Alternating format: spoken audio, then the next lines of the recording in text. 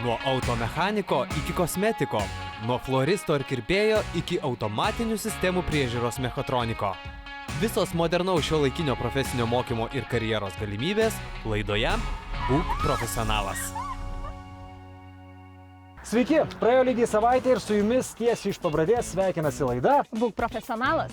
Šiandien mes jūs supažindinsime su vienu seniausių mokymosi būdų, kuris kilo iš neatmenamų laikų, kada jaunuoliai keliaudavo pas pripažintus meistrus ir prašydavosi pas juos būti pameistriais.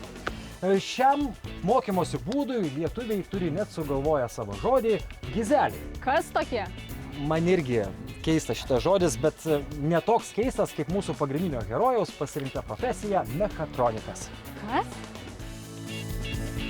Būk profesionalas šįsyk lankosi Visagine. Čia mes turime pačią naujausią Lietuvoje įrangą. Profesinė mokykla suteikia labai daug žinių. Aukštesnės kokybės profesinis mokymas, negu iki šiol mes turėjome. Ekskursija po mechatronikos šventovę prasideda. Geras! Taigi šiandien pameistrystė ir viena naujausių bei perspektyviausių profesijų – automatinių sistemų eksploatavimo mechatronika. Nieko apie tai nesate girdėję, tuomet likite su mumis ir netrukus viską sužinosite. Bet pirmiausia, susipažinkime su mūsų herojumi Gediminu.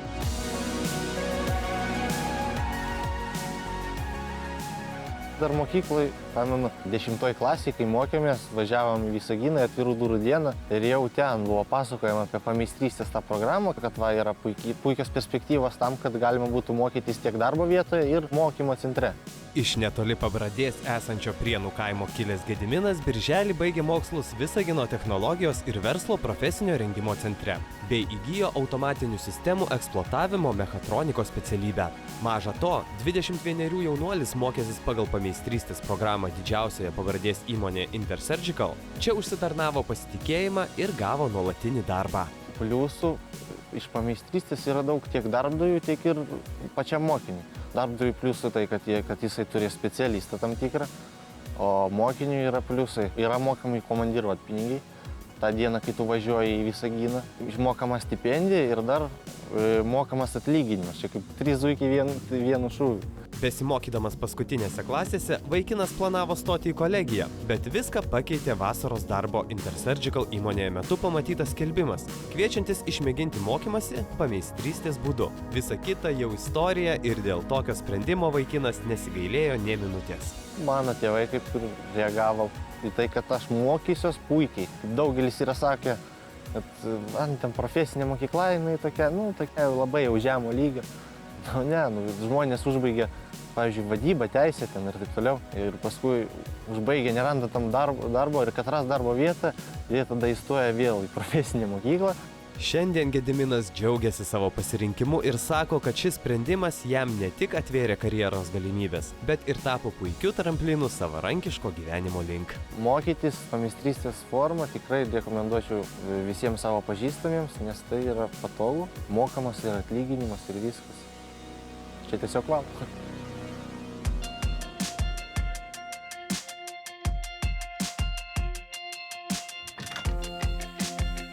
Labas, Gediminai. Labas.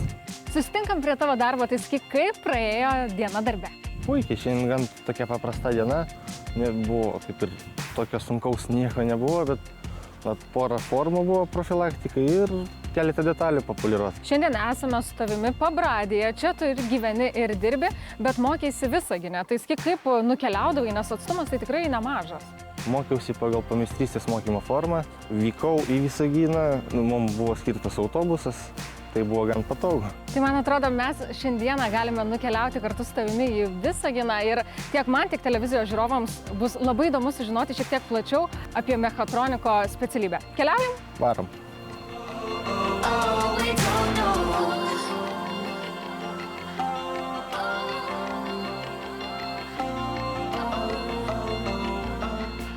Tai Gediminai, mes jau esame Visagine prie tavo mokyklos, sakyk, kokios emocijos sugrįžti atgal čia? Šiaip jausmas išties nepakartojamas, taip atrodo, lyg 100 metų čia nebūčiau. Na, tu tikrai žinai geriausiai kelią, tai ir vesk, parodyk savo mokyklą. Tai parodysiu.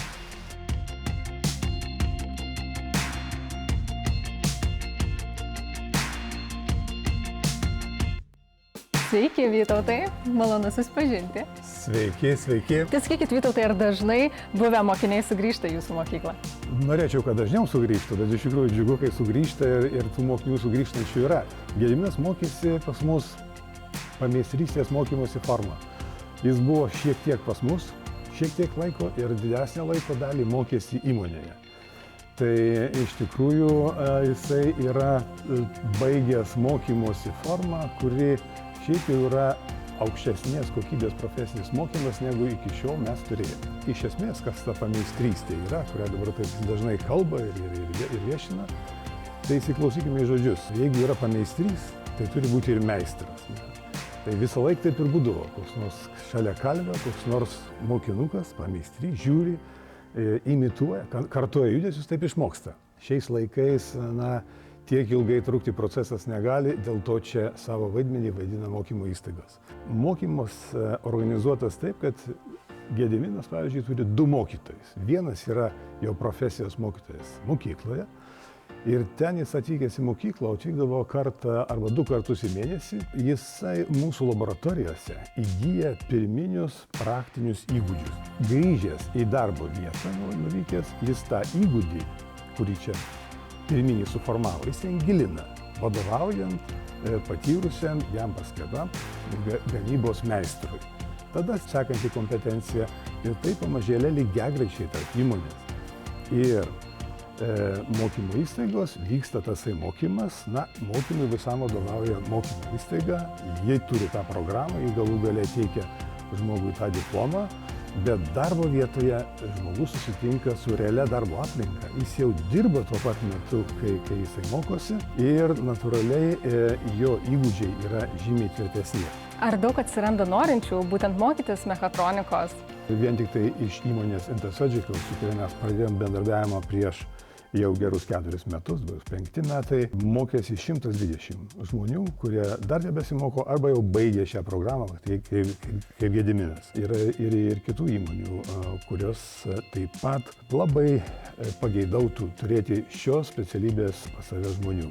Nes kas tai yra ta mechatronika? Tai iš tikrųjų lyg ir 2 žodžiai – mechanika, elektronika, tačiau ten žymiai daugiau yra. Jutikliai, davikliai, yra programuojami valdikliai, yra pneumatika, yra hidraulika, daug tokių kompleksinių dalykų. Iš esmės visa tai yra skirta automatizuotos gamybos linijoms arba įrengimams, arba skaitmenizuotoms, netgi robotizuotoms automatinės gamybos dalims eksploatuoti, prižiūrėti ir aptarnauti. Tikrai vien jau, kai jūs pasakojate, skamba be galo įdomiai, tai man atrodo, galbūt galėtume keliauti į dirbtuves, kur mūsų jau laukia sektorinio praktinio mokymo centro vadovas ir taip pat profesijos mokytojas Gintautas. Aišku, bet koks vaizdas yra žymiai geriau negu žodžiai. Elena su Gediminu tęsia pažintį su mechatronika. Tuo tarpu Mindaugas nusprendė sužinoti daugiau apie pameistrystę. Profesinis mokymasis pameistrystės būdu. Turiu pripažinti, kad man tai yra visiškai naujas laukas, bet aš labai tikiuosi, kad profesinio ugdymo ekspertas Marius Ablačinskas man tikrai papasakos viską, ką reikia žinoti. Sveiki, Mariu. Labą dieną. Mariau, tai gal taip ir veskime ir žiūrovą, ir mane, tai kas tas mokymasis pameistrystės būdu? Šiaip mokymasis pameistrystės būdu kaip toks, realiai jau apie 15 metų yra organizuojamas profesinio mokymo sistemoje, tik tai, kad anksčiau dažniau buvo sutinkamas mokymasis mokyklinė forma, kai visi mokiniai besimokantys profesinio mokymo įstaigoje daugiau laiko praleisdavo mokykloje, galbūt laboratorijose ar praktinio mokymo erdvėse. Tuo tarpu mokymasis pameistrystės mokymosi forma tiek visą sistemą, tiek jos dalyvius įpareigoja ir nukreipia didesnę dalį laiko praleisti įmonėje. Pasaulyje yra bent kelios įvardinamos mokymosi tokios kaip rūšys, tarkim, mokymasis klasėje, ką aš jau įvardinau, mokymasis praktinio mokymo centruose ir mokymasis darbo vietoje. Tai realiai pameistrystė, kuo yra pranašesnė už jas abi, kad tu dirbi tikroje įmonėje, tikroje darbo vietoje ir atitinkamai tikrus darbus. Kelias jaunam žmogui toksai, tu eini į darbo vietą ir prašaisi, kad mane priimtų būt pameistriu, ar yra galbūt koks nors humaniškesnis ir paprastesnis kelias? Taip ir gaunasi dažniausiai, kad asmuo, kuris tą pameistrystės mokymosi laiką praleido įmonėje ir lieka vėliau dirbti įmonėje, nes jis pramoko ten vidinių procesų, išmoko dirbti darbus, nebedaro broko, nebedaro nuostolių, darbdavys jį pasilieka dirbti toliau. Valstybė netgi yra priėmusi sprendimą, kad šią mokymosi formą besimokančiam asmeniui yra skiriamas 20% plus dydžio finansavimas lyginant su tipiniu mokymosi krepšelio dydžiu. Žmogus pasirinkęs tokį mokymosi būdą gauna ką? Pasirinkęs tokį mokymosi būdą asmuo patenka į įmonę, kurioje gauna tikrą darbo vietą, jisai gauna netgi tikrą darbo užmokestį. Žinoma, jisai patiria tai, kas yra tikras darbas, jis patiria tai, kas yra tikras bendradarbių kolektyvas, jis patiria tą visą jaudulį, stengiantis išvengti, kaip jau minėjau, klaidų, broko, nuostolių darbdaviui. Galiausiai jis patiria tiesiog tą socialinę aplinką, kuri yra šiek tiek kitokia. Viena, kai tu esi mokinys ir bendrauji su savo grupės kursiokais, kita, kai tu esi jau beveik darbuotojas ir bendrauji su specialistais, darbuotojais, neretu atveju tai yra jau stebukladariai, meistrai, kurie išmano savo amatą. Tai reikštų, kad, nepaisant to, kad mokytojai irgi neretai būna daug išmanantys, bet tie tikrieji praktikai, jūs žino visokių stebuklų, kur gali pamokyti to, ko jokia programa neišmokys. Kokios kryptys verslų labiausiai ieško tokių pameistrių? Šiandien pameistrių ieško didžiosios įmonės - inžinerinė pramonė, suvirinimo sektorius, statybų sektorius, automatikos sektorius, energetikos sektorius.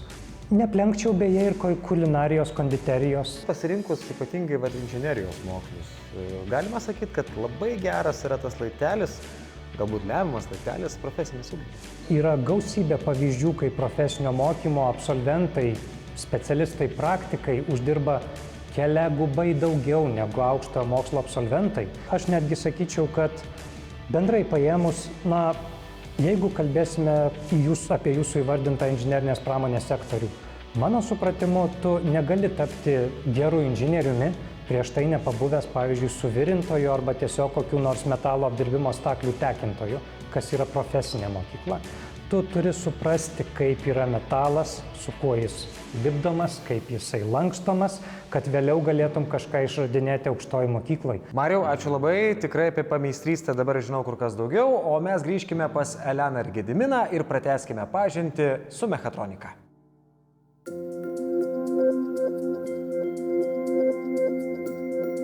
Gintautai, esame visiškai jūsų teritorijoje. Man niekas neaišku, šlangelės, vamzdeliai. Papasakokite, kas čia yra ir prie ko mes stovime. Tai yra viena iš sudėdamųjų dalių mechatronikos kvalifikacijos. Tai yra hidraulika. Kompetencija montuoti ir eksploatuoti hidraulinius įrenginius. Tai čia mes turime pačią naujausią šiai dienai Lietuvoje įrangą. Tačiau esminis dalykas - išmanyti schemos sandarą, struktūrą, veikimo principus, mokėti remontuoti hidraulinius siurblius, energetinius blokus, taip vadinamus, ir tai suderinti su elektronika. Nes elektronika valdo bet kokią sistemą, tiek pneumatiką, ne tiek hidrauliką.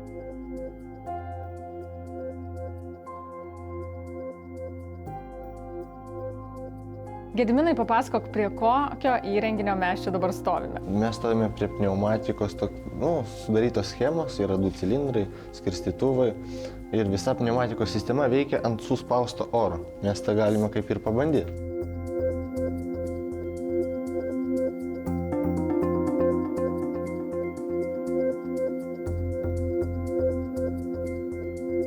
Spaust. Kur spaust? Čia. Oha, ir kas atsitiks? Baigės ciklas ir tada vėl. Čia dar galima orą pareguliuoti. Aha. Spaust dar kartą. Kad grįžimas būtų greitesnis. Aha, staigesnis. Ja. Tai Gediminai, kaip suprantu, tau labiausiai patiko pneumatika. Taip.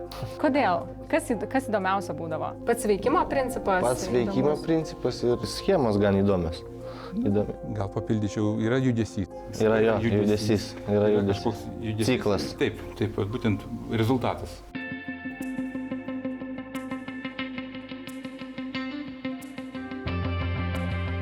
Aš taip pajuokausiu, nes tokius dalykus esu mačiusi pas manikiūristės. Ar merginų pas jūs yra, kurios mokosi tokių specialybių? Merginų tikrai yra, tai nedominuoja, bet kuo toliau to vis atsiranda daugiau. Ir tai čia tikrai pastebėjot, bet tai yra tikrai ne manikiūro darymui, tai yra labai smulkioms detalėms, kadangi komponentai yra smulkus ganėtinai ir litavimui tikrai kokybė užtikrinti reikia tikrai kartais tokios pagalbos.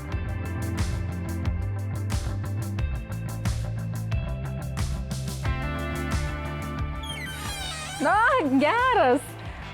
Pasirodo, tikrai turit robotų? Jis nepuls manęs? Ne. Kas čia per robotas? Tai yra mechatronikoje vadinama mobiliosios robotikos įrenginys. Jo paskirtis yra mokymo tikslai, aišku, yra išmokyti jį valdyti. Atėjome į automatinį valdymo klasę ir čia yra reikalingos visos kompetencijos, kurias matėme prieš tai: pneumatika, elektrotechnika, elektronika, jutikliai. Ir tik tada jau galutinis etapas yra automatinės sistemos.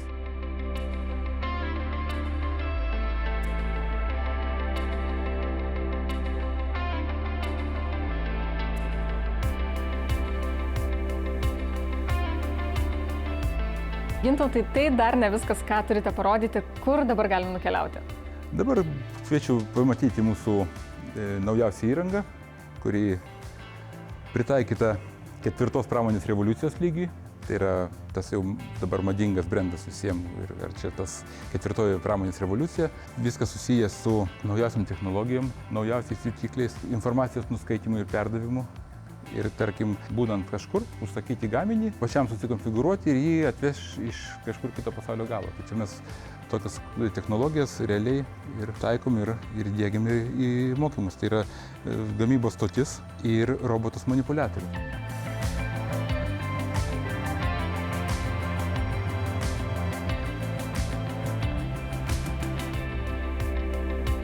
Ką gali dirbti mechatronikas? Ar jis iš vis turi ribas kokios nors, nes atrodo specialybė tikrai labai plati?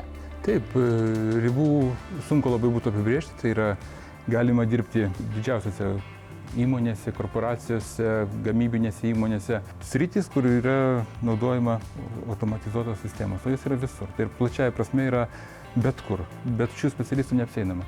Tai tokia profesija atveria galimybės ne tik Lietuvoje įvairiausiose įmonėse, bet tikrai ir visame pasaulyje.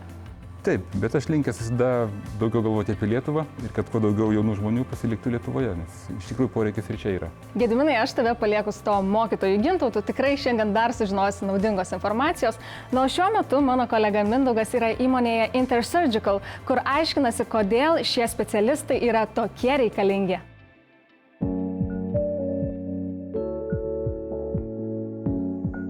Šalia manęs yra įmonės Intersurgical generalinis direktorius Sigitas Žvirblis. Sveiki, Sigitai. Labą dieną. Kuo jūsų įmonė šiandien užsiema? Žinau, kad istorija gali būti labai ilga, bet jeigu taip konkretizuot, ką turit šiandien? Mes esame vieni iš, vadinkime, vieninteliai galbūt didžiausi gamintojai net Europos Sąjungoje, gaminantis kvėpavimo slaugai gaminius, kurie būtent yra naudojami operacinėse reanimacijos palatose. Toliau galima kalbėti apie neišnešiotus naujagimius, taip toliau ir taip toliau.